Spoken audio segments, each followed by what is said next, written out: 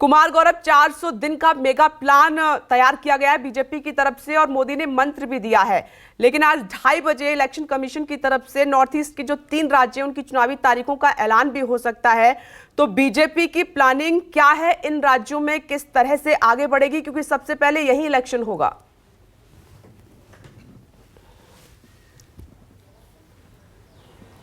देखिए, बिल्कुल चुनाव आयोग आज 2:30 बजे के आसपास 3 राज्यों के चुनाव के तारीखों का ऐलान करेगा और जाहिर तौर पे बीजेपी जो सालों भर चुनावी मोड में रहती है, कल प्रधानमंत्री के भाषण के बाद चुनावी मूड में भी आ चुकी है। प्रधानमंत्री ने कार्यकर्ताओं को चुनावी मूड में ला दिया है। कुल मिलाकर जहां नॉर्थ ईस्ट के 3 राज्यों की बात है, बीजेपी का लगातार विस्तार नॉर्थ ईस्ट में हो रहा है। आसाम से शुरुआत हुई थी, त्रिपुरा और समेत तमाम धीरे धीरे सभी राज्यों में उनका वो अपनी बीजेपी अपना पैर पसार रही। जो पहले सिर्फ हिंदी बेल्ट की पार्टी कही जाती थी, आज साउथ, नॉर्थ ईस्ट और इधर इस साइड हिंदी बेल्ट में तो है ही। तो कुल मिलाकर इन तीनों राज्यों में भी पार्टी की रणनीति है। असम में हेमंता बिस्वा शर्मा वहाँ मुख्य चेहरा एक तरह से आप कह दें नॉर्थ ईस्ट के लिए है, जो तमाम दूसरे राज्यों को भी मैनेज करते हैं। त्रिपुरा में पार्टी की सरकार है, बाकी जगहों पे सहयोगियों के साथ भी मिलकर कई जगहों पे नॉर्थ ईस्ट में सरकार है। तो नॉर्थ ईस्ट में भी और 51 बार प्रधानमंत्री वहाँ दौरा कर चुके हैं और नॉर्थ ईस्ट को मेन इंडिया यानी कि एक तरह से समाहित करने के लिए भारत में जो लोग कटे हुए महसूस करते थे, उसको लेकर प्रधानमंत्री और केंद्र सरकार के द्वारा तमाम काम किए गए हैं। बीजेपी उसको गिनवाती है। इसके जरिए नॉर्थ ईस्ट में सत्ता पे काबिज होने का बीजेपी का प्लान है। जहां तक कल के कार्यकारिणी की बात रही और प्रधानमंत्री के भाषण की बात थी, आपने उसमें गौर किया होगा।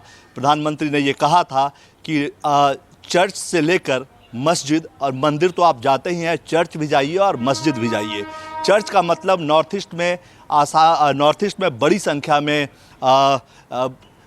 सभी समुदाय के लोग हैं और कहीं ना कहीं एक कनेक्ट करने की कोशिश है। चर्च जाने का मतलब कि वहाँ के क्रिश्चियन समुदाय के साथ बेहतर संबंध और समन्वय बीजेपी के नेता स्थापित करें। अब कुल मिलाकर कल जो कार्यकारिणी की बैठक हुई थी और प्रधानमंत्री का जो मंत्र था कि सिर्फ 400 दिन बचे हैं यानी लोकसभा चुनाव में, उससे पहले 9 राज्यों में सेमीफाइनल है। बहुत संभव है कि जम्मू कश्मीर में भी इसी साल चुनाव हो जाएंगे, तो 10 राज्य हो जाएंगे। पूरी ताकत के साथ लड़िए, उतरिए ज़मीन पे, आम लोगों को जोड़िए। देखिए, बीजेपी का जो टारगेट है लोकसभा में वो 350 प्लस सीटों का है और इसके अलावा 50% वोटों का टारगेट है। तो 50% वोट का टारगेट तभी पूरा होगा जब आपको सिर्फ हिंदुत्व के एजेंडे के साथ ही नहीं, विकास का भी एजेंडा हो और सभी समुदायों को सबका साथ सबका विकास की जो ओरिजिनलिटी है, जो फैक्ट होना चाहिए कि सबका साथ, वही मैसेज प्रधानमंत्री ने दिया है। और बीजेपी के तमाम 341 कार्यकर्ता जो मौजूद थे वो इसी मंत्र के साथ गए हैं और आज से ही, आज तो चुनावों का ऐलान 3 राज्यों में के लिए हो रहा है नॉर्थ ईस्ट का, लेकिन तमाम बाकी के 9 राज्य और लोकसभा चुनाव इसकी पूरी तैयारी के साथ कल से भाजपा के कार्यकर्ता अपने अपने राज्यों में वापस लौटना शुरू हो गए हैं और सभी समुदायों को साथ लेकर आप देखें कि मैसिव आउटरीच प्रोग्राम क्रिश्चियंस के साथ चलेगा, मुस्लिम के साथ चलेगा, बोहरा समुदाय जो जम्मू कश्मीर में बड़ी संख्या में है उनके साथ चलेगा और बाकी हिंदुत्व का एजेंडा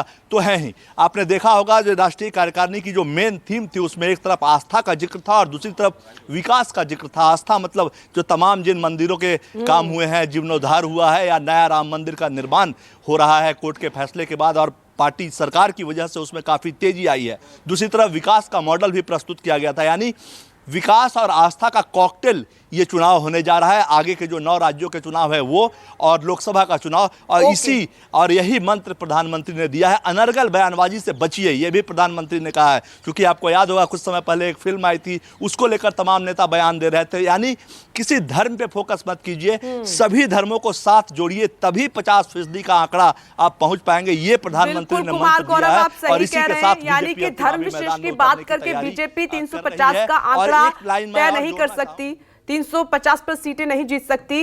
इन धर्म के साथ साथ हमें विकास की भी बात करनी होगी, ये प्रधानमंत्री नरेंद्र मोदी ने कल समझाया है। नमस्कार, मैं हूं मानक गुप्ता। अगर आपको हमारा ये वीडियो पसंद आया हो तो इसे लाइक और शेयर जरूर करें और हां, हमें सब्सक्राइब और फॉलो करना ना भूलें ताकि आप देश और दुनिया की कोई खबर मिस ना करें।